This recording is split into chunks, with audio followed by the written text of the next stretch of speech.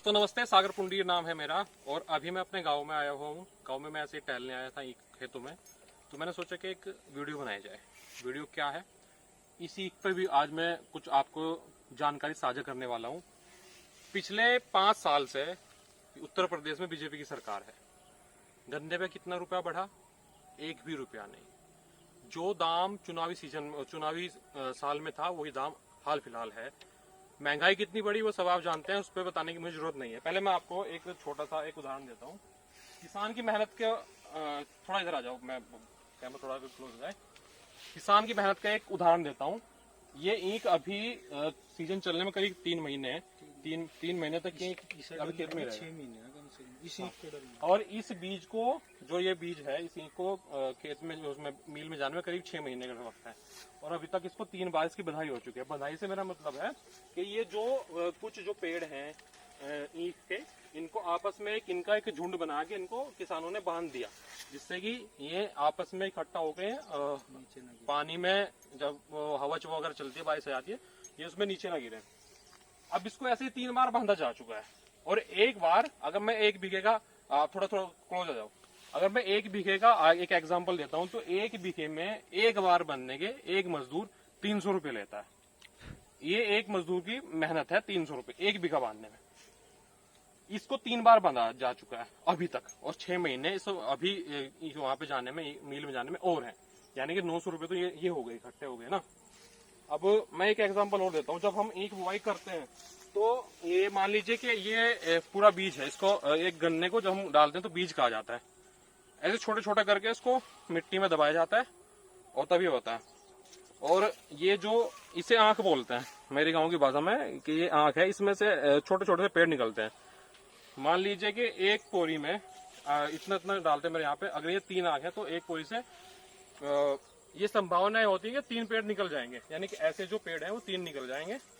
ऐसे काट काट के इसको पूरे खेत में ऐसे ही दबाया जाएगा। अब आप ये उदाहरण ये मैंने आपको दिया, इतना से दबाया जाएगा पूरे खेत में। मेहनत कितनी लगती है वो आप देखिए।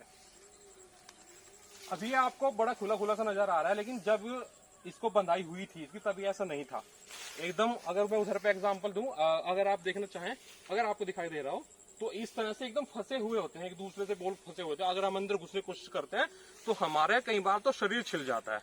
कई बार इसमें मधुमक्खी के छत्ते होते हैं, तो कब वो वहां पे वो काट लेती हैं, वो बात वो अलग से है।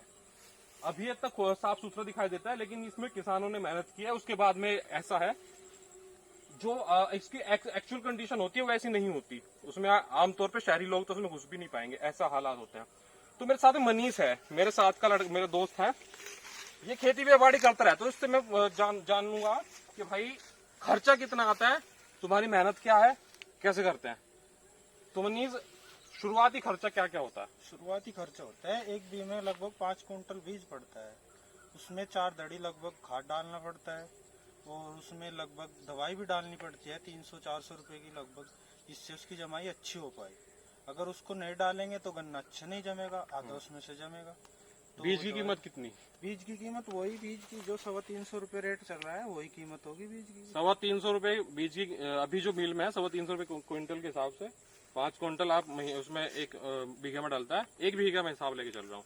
उसमें 300 रुपए की दवाई एक डलती है, जो नीचे बुआई के टाइम पे डालते हैं। और यूरिया वगैरह, यूरिया 2 धड़ी यूरिया डालना पड़ता है उसमें, और लगभग 2 ही धड़ी डाई डालनी पड़ती है। ठीक है। और उसके बाद में फिर उसके बाद में वो थोड़ा बड़ा हो जाता है, उसमें घास हो जाता है। घास में उससे बुआई करानी, अगर अपना साधन हो तो अपने से बुआई करा लो, वरना किराए से 300 रुपए बीघा लेते हैं। ये 300 जो कल्टीवेटर हो, हल हो, कोई एक कृषि यंत्र होता है, कल्टीवेटर, हल, इस तरह के छोटे छोटे यंत्र हैं। उनसे अगर हम बुआई कराते हैं तो ये उसके थोड़ा घास, इस तरह का घास हो जाता है खेत में ना। अभी तो ये क्लीन है, एकदम से साफ है, लेकिन इस तरह घास हो जाता है। उसको फिर सफाई करना पड़ता है। अगर हम सफाई नहीं करेंगे, निराई गुड़ाई नहीं होगी, तो फिर इस तरह की फसल नहीं हो पाती है। फिर तो ऐसी छोटी छोटी फसलें होती है, थोड़ी थोड़ी सी। अच्छा, उसके बाद में फिर उसके बाद खुद अगर कोई खुदाई करना चाहे तो खुदाई कर सकता है। और अगर किसी पे ठेके पे या मिन्ती पे खुदाना चाहे तो 300 रुपए उसकी खुदाई लगती है एक बार की। और लगभग गन्ना 2 बार खुदवाना पड़ता है। ठीक है, क्योंकि उसके बाद फिर घास हो जाता है उसमें, फिर 2 बार खुदाई करनी पड़ती है। लगभग 3 बार उसकी बंधाई करानी पड़ती है। फिर उसमें एक बार फिर खाद डालना पड़ता है, 4 दड़ी लगभग। अच्छा, फिर उसमें सल्फर ला कर डालना पड़ता है, लगभग सल्फर 100 रुपए। तो लगभग 1 बीघा में ये ओवरऑल कितना खर्चा आ जाता होगा? लगभग 10-11 हजार रुपए का, जब तक गन्ना जाता है 10-11 हजार रुपए तक का खर्चा आ जाता है, जब तक उसकी जाने की वो होती है तब मिल में जाता है। ठीक है। एक दिलचस्प बात यह है दोस्तों कि हमने फसल बोई, उसके बाद में फसल कटने के लायक तैयार जब तक होती है करीब करीब 10,000 रुपए खर्च आ जाता है। 10,000 भी नहीं, हम 9,000 रुपए मान लेते हैं कि 9,000 रुपए खर्च आ जाएगा। इसमें किसान का मेहनताना वो नहीं है, जो मजदूरी किसान करवाता है इसमें वो इंक्लूड कर लेते हैं। चलो हम किसान का भी इसमें मेहनताना लगा लेते हैं कि जो किसान मेहनत करता है वो भी उस वोट ओवरऑल मिला के 9,000 का खर्च आ रहा है। फसल तैयार हो गई, मिल में जाने को तैयार है। अब सवाल ये आता है कि इस 1 बीघा में जिसमें हमने साल भर मेहनत की, जिसमें हमने 9,000 रुपए अपने इन्वेस्ट किए, उसमें उस 1 बीघा में से फसल कितनी निकलेगी? ये मेन यही है जो हमने 1 साल मेहनत की उसका अब फल मिलने वाला है।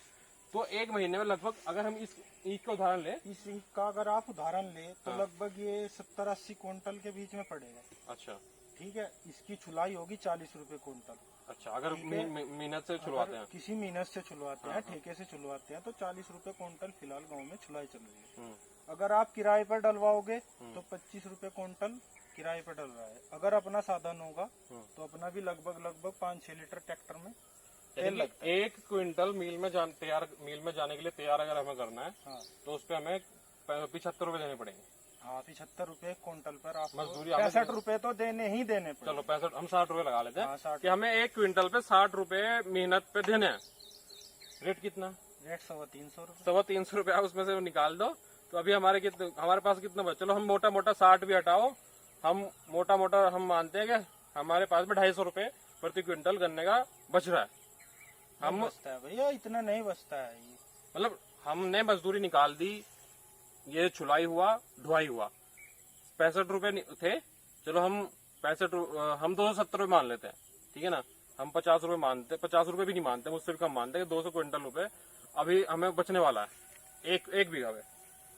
अभी आप हिसाब लगाइए, जिस खेत में किसान ने साल भर मेहनत की, किसानों का ऐसा होता है कि अगर ये फसल है तो पूरा सीजन पूरा बच्चों की पढ़ाई, घर का खर्च इसी पे टिका हुआ है। अगर किसी के पास में बाहर का कोई नहीं है, बाहर का कोई संसाधन नहीं है, नौकरी वगैरह नहीं है, और गांव में अधिकतर किसान ऐसे ही हैं। 5 साल में गन्नों के पे कोई पैसा बढ़ा नहीं, फसलों पे पैसे बढ़ रहे हैं, बच्चों की फीस बढ़ रही है। चलो ये सब छोड़ो, कोई बात नहीं बढ़ा, कोई बात नहीं। किसानों का दिल बहुत बड़ा होता है, माफ कर दिया, सरकार को माफ कर दिया, नहीं बढ़ा। फसल चली गई खेत में, लेकिन उसका पेमेंट कब आएगा? मेन बात यह है कि फसल का पेमेंट कब आएगा, उसका कोई आइडिया नहीं किसान को। तुमने अपनी फसल खेत में डाल दी तो उसका भुगतान कब होगा किसान को कुछ नहीं पता। महीने में मिले, 2 महीने मिले, 3 महीने बाद मिल्स फिर से स्टार्ट होने वाला है, अभी तक उसका पिछले साल का भुगतान नहीं हो पाया। तो ये कंडीशन है हमारे किसानों की। और अगर किसान धरना प्रदर्शन करते हैं, अपना हक मांगते हैं, तो उनको आतंकवादी और तालिबानी कहा जाता है, उनको खालिस्तानी कहा जाता है। तो ये व्यवस्थाएं हैं हमारे देशों में। किसान कितना परेशान है इसका अंदाजा आप और हम नहीं लगा सकते। मैं फिर भी लगा सकता हूँ, क्योंकि मैं गांव में आता हूँ तो लोगों से बातचीत करता हूँ, यहाँ पे घूमने आता हूँ, मेरा परिवार खेती करता है, तो मैं फिर भी लगा सकता हूँ। लेकिन जो लोग शहर में बैठ के फेसबुक चला रहे हैं, व्हाट्सएप चला रहे हैं, एसी के ऑफिस में बैठ के किसानों को तालिबानी बोलते हैं, वो इस कंडीशन का अंदाजा नहीं लगा सकते हैं। इन खेतों से गुजर के किसान अपने खेतों में आता है, इन रास्तों से गुजर के। और मैं आपको ये बता दूं कि ये रास्ता दूसरे रास्तों के मुकाबले बहुत अच्छा है। एक बार जरा रास्ता दिखाएं। ये रास्ता बहुत अच्छा है, ये जो कंडीशन है ना, ये रास्ते की बहुत अच्छी है। दिल्ली जैसे शहरों में आप बैठ के किसानों की मेहनत मजदूरी का आप आकलन करेंगे आप लोग एसी के दफ्तरों में बैठ के। नोएडा जैसे शहरों में जो सड़कें बनी होती हैं उन पर दोबारा उनको बना दिया जाता है। उन सड़कों पे चल के इस कंडीशन का आकलन करेंगे आप लोग। इन रास्तों से जो गुजर के किसान जाता है, किसान के बेटे इन रास्तों से गुजर के जाते हैं अपने खेतों में, और तब भी उनका मेहनताना समय पे नहीं मिल पाता। मील चलने के 2-3 महीने तक तो किसान को ये पता नहीं होता कि उसकी फसल का रेट क्या लगाया जाएगा। सरकार ने जो तय कर दिया वो कर दिया, इन रास्तों पे दोगुनी होगी किसानों की आय। और किसान इन रास्तों से संतुष्ट है, इन रास्तों से किसान संतुष्ट है, उनके लिए ये भी बहुत अच्छा है। क्यों? क्योंकि हमें इस व्यवस्था की आदत पड़ चुकी है।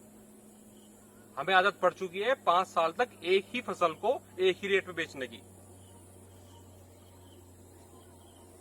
और हम एसी के दफ्तरों में बैठ के, प्रेस की सड़कों पे चल के, एसी कारों में बैठ के किसानों को आतंकवादी और खालिस्तानी घोषित कर देते हैं। एक दिन आप लगा के तो देखिए, एक दिन लगा के देखिए, इन खेतों में, इन सड़कों से गुजर के देखिए। और मैं कह रहा हूं आपको, ये बहुत अच्छी सड़कें हैं। ये जो गोहर है, इसको गोहर बोलते हैं मेरे गांव की भाषा में, ये बहुत अच्छी है इसकी व्यवस्था। कई क्षेत्र तो ऐसे हैं, जो गन्ने के कई जंगल ऐसे जहां पे आपको पानी नहीं मिलेगा। अगर किसानों की खेत नहीं में मोटर नहीं चल रही है, ट्यूबवेल नहीं चल रहा, तो आपको पानी मुयस्सर नहीं होगा। ये व्यवस्थाएं हैं हमारी।